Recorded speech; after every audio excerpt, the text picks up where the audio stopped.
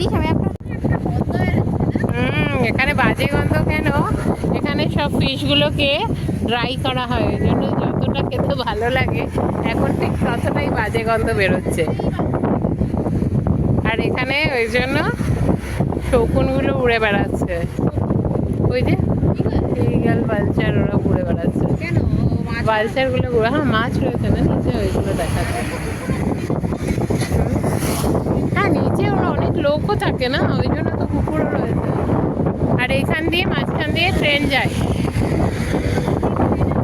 আগে এইখান দিয়ে এই ছোটটা দিয়ে ট্রেন যেত, এখন ওটা বন্ধ হয়ে গেছে, এখন ওই জন্য বড়টা দিয়ে ট্রেন যায়।